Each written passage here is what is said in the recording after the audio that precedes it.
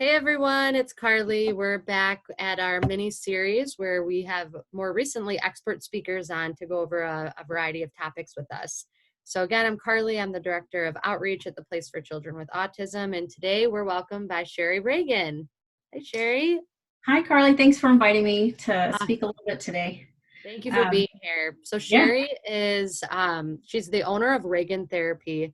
And in addition to being a board certified behavior analyst, she's a licensed marriage and family therapist. So she offers a unique perspective, deals a lot more with mental health than, some of the more observable behaviors that behavior analysts do. She does both, which is really great.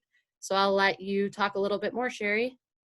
thank you. So I recently opened up my company. I've been working with families and kids with special needs and behavioral challenges for the last 10 years. And I'm available to anybody that needs extra help right now. I take insurance. I do sliding scales. I'm just here to help, and I'm available if you need some extra help outside of just these tips that I'm going to talk about today. You're Um, available through telehealth as well? Telehealth, yes. Well, that's the only way I can right now during this pandemic. So Oh. it can be anywhere in any state, right? So I'm in California. So even for folks out in your neck of the woods, I'm available to all of them as well.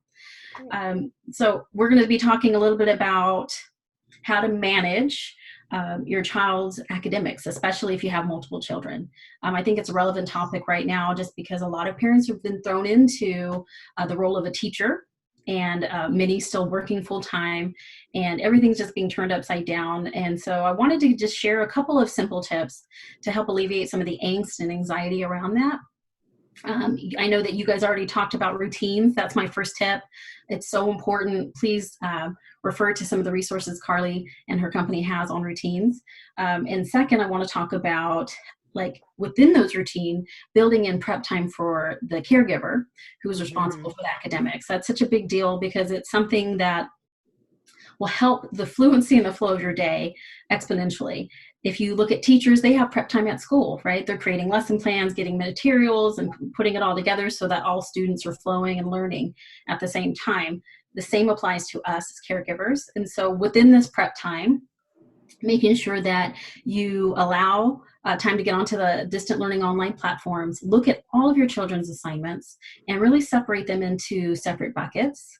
And there's one bucket being independent work, and the other bucket being interactive work. Interactive meaning that you know you're going to have to give your undivided attention to your child to teach to them.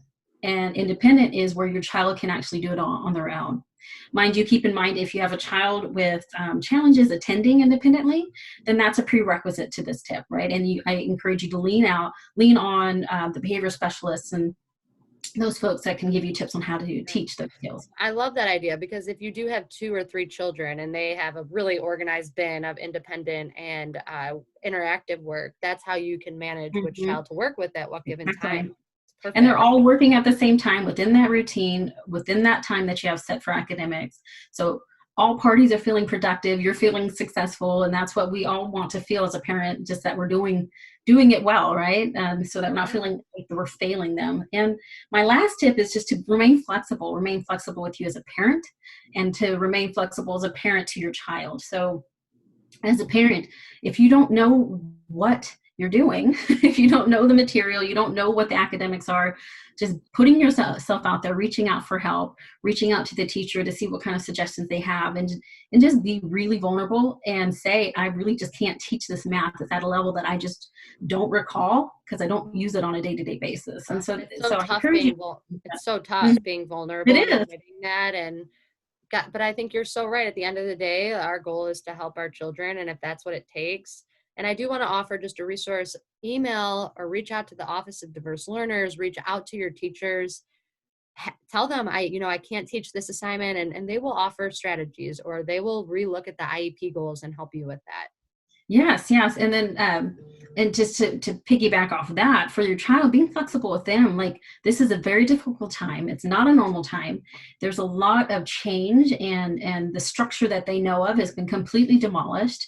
And although we're a month or so in, it doesn't mean that emotionally that they're ready to give their full attention to their academics. And I know we all as parents want to get through that task list, but we have to be realistic that maybe there's some emotional needs that we can nurture and care for, which are just as important as the academic tasks. And so I encourage you to be flexible with that. If they need more time, if they need to talk to you more, even if they need to talk to somebody else, to get those extra coping skills.